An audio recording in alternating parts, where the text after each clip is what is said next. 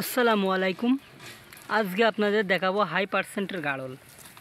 গাড়ল কাকে বলে দেখেন, অরিজিনাল লোক না দেখলে বুঝতে পারবেন না। মাটি সলেজ এবং কোয়ালিটিপূর্ণ গাড়ল, বিগ বডির গাড়ল,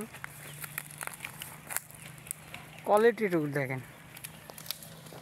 সব হাই পার্সেন্টের লেজ, এই যে একদম কিন্তু মাটি সোয়া লেজ। আর দেখছেন কি পরিমাণ বড় লেজ, কেমন মোটা লেজ,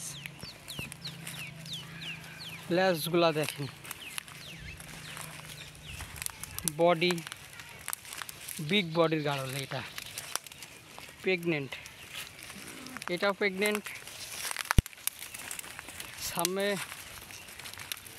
এটাও প্রেগনেন্ট, বিগ বডি, মাটি সোয়া লেজ, অরিজিনাল গাড়ল। গাড়ল কাকে বলে দেখেন।